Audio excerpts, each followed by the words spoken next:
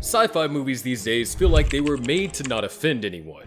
But in the 80s and 90s, sci-fi didn't care about your feelings. We had humans turning into monsters, and machines waiting to destroy you. Well, here are some of the weird, grimy, brain-melting classics that, at least for me, perfectly captured that beautifully cursed era of sci-fi. Back in the day, space wasn't full of wonder, it was full of punishment. Space exploration was less about hero speeches and more malfunctioning oxygen tanks, corporate backstabbing, and the creeping feeling that maybe humans were never meant to leave Earth in the first place. Every time a crew launched, they weren't chasing destiny, they were walking into something cold, dark, and deeply cursed. And Event Horizon is the crown jewel of that mindset. I remember watching that movie for the first time and thinking it was a space rescue mission. Boy oh boy was I wrong. It's Hellraiser in zero gravity. The movie is about a spaceship that disappeared into a black hole and suddenly came back, and the new crew's job is to find out why. Spoiler, you don't want to know why. This thing didn't travel through space. It punched a hole into literal hell and brought back souvenirs, screaming walls, blood rituals, a captain with no eyes quoting Latin. It's the kind of film that makes you want to turn your back to the screen, but keeps your eyes glued anyways. Moreover, technology was never like what it is today. Today, everything's sterile, touchscreen, wireless. But in the old sci-fi world, machines hissed, screens flickered, buttons clacked, consoles looked like they were welded together by a drunk mechanic. The future was loud and industrial. Computers didn't have sleek interfaces, they had green text, blinking lights, and a countdown to your inevitable death. And no movie showed off this aesthetic as well as Hardware, which came out in 1990. A scorched earth future, a desert of radiation and metal, and a killer robot made from junkyard parts that reboots itself inside a tiny boiling apartment.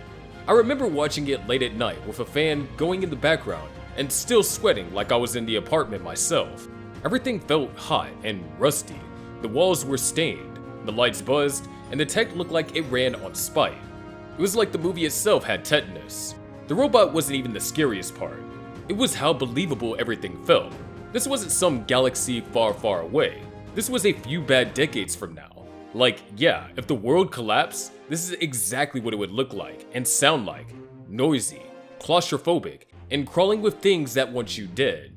Speaking of technology being scary, virtual reality is once seen as downright creepy. Nobody was strapping on a headset to swing a racket or burn calories. VR wasn't about games or workouts. It was a digital trap, a place where your mind could stretch too far and snap like a rubber band. The idea was simple. If you could build your own reality, you'd forget which one was real. And once that grip slipped, something else would step in. The longer you stayed plugged in, the more your real self faded away. If you're still grounded in this reality, tap like and subscribe. It's the safest portal you'll open today, because sometimes escaping too deep means you might not find your way back. The Lawnmower Man really leaned into that fear. It starts with a guy mowing lawns. Sounds pretty simple and harmless, right? Dead wrong. Through some shady government experiment and a sketchy VR program, he turns into a psychotic cyber god with delusions of world domination. The CGI is laughable by today's standards. Early video game graphics kind of stuff. Floating faces, stretchy polygons, and a weird golden man spinning through cyberspace like he just discovered yoga. But back then, that stuff hit different. It wasn't goofy, it was unsettling. I remember sitting there, eyes wide, not really following the plot, just absorbing the vibe. This idea that technology could rewrite your brain and leave you hollow. I didn't know exactly what the movie was trying to say, but I definitely didn't want to be in that headset. It made technology feel like dark magic gone wrong, something you couldn't fight, couldn't unplug from, and definitely shouldn't trust. And there was also another fear about the future, that it wouldn't kill you with lasers, but rather with information. Not in a Wikipedia overdose kind of way, but in the sense that your brain would be force-fed data until it cracked. Back then, the idea of downloading knowledge straight into your head wasn't cool. It was terrifying. Nobody wanted more memory. They just wanted to survive what was already stuffed in there. Johnny Mnemonic is the weird, chaotic embodiment of that anxiety. Keanu Reeves plays a guy with a data storage device implanted in his brain, except he's carrying too much info, and it's literally killing him. Damn, to think they predicted Neuralink in that generation is crazy. Add in Yakuza assassins, a cybernetic dolphin that hacks systems, iced over cities, and corporate brain rot, and you've got a movie that feels like someone tried to predict the internet while riding a roller coaster blindfolded. Either way, it perfectly captures that cursed vision of tech, not as a tool, but as a ticking time bomb lodged between your ears. And obviously, speaking about creepy sci-fi wouldn't be complete without the sci-fi horror genre. Filmmakers were obsessed with transformations, especially the kind that looked painful. Not sleek cyborgs or clean upgrades. We're talking about bone-crunching, body-breaking, scream-inducing mutations. Flesh and metal weren't separate. They were fused unwillingly and always with too many wires. Joints cracked, eyes bulged, and teeth fell out. The future wasn't about evolving, it was about corrupting. The body wasn't adapting, it was being hijacked. Tetsuo, the Iron Man, was the poster child for that nightmare. Shot in gritty black and white, full of stop-motion freakouts and drenched in industrial noises, it follows a guy who slowly turns into scrap metal like he's caught some kind of mechanical disease. Not metaphorically, literally. His body twists, drills burst from his skin, and wires chokes his limbs. Every scene feels like he's possessed by some metal demon. There's no moment of, wow, cool upgrade. There's no control. It's all screaming, twitching, drilling, and losing every trace of humanity one gear at a time. You don't watch Tetsuo, you endure it. If you remember watching this, we bet you felt like the movie reached out of the screen and grabbed your nervous system. Even now, just thinking about it makes me feel like I need to uninstall something from my brain. Some actual trauma-inducing stuff, guys.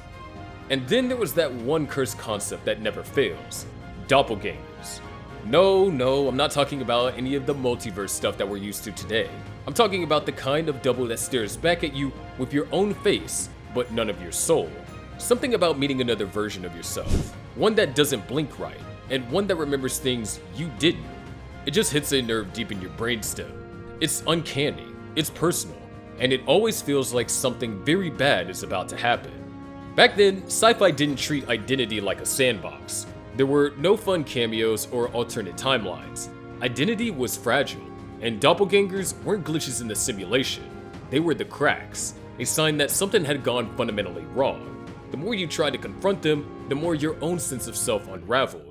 Both the original 1972 version and the quieter, colder 2002 remake of Solaris handled that idea like a psychological sledgehammer.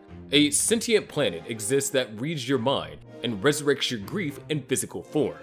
People you lost show up again with the same faces, same voices, and same memories. But something's off. They don't sleep. They don't feel fully real. And deep down, you know they're not supposed to exist, but you still can't let them go. Watching Solaris felt like dreaming underwater. It's slow and heavy. And the scariest part? There's no villain, just memory and guilt. A creeping suspicion that you'll never fully understand your own mind. And that's exactly what the universe is counting on. And then there's Q, the movie that made geometry terrifying. A group of strangers wake up inside a giant shifting maze made of identical metal rooms. Some are safe, but others will kill you instantly, with acid, wire traps, or spikes that don't wait for explanations. There's no villain, no reason, just math and death. There's no high-tech nonsense here either, just hatches, metal walls, and the constant hum of machinery that feels like it's watching you. The rear horror? It's not supernatural. The cube might have been built by accident, but at the end of the day, it's a government machine with no off switch, running forever. Yeah, and no one remembers why it was built in the first place. And the people inside? They break down fast. Paranoia and betrayals left and right. One guy goes full psycho, and you realize quickly that it's not just the traps you have to survive, it's each other. Squid Game concept, but back in the day, you know? By the end, you're not scared of the cube. You're scared of how believable it all feels, how easy it is to vanish into something cold, logical, and completely indifferent. When the credits roll, you sit there thinking, I'll never trust a room again. Which cursed sci-fi classic haunts your imagination the most?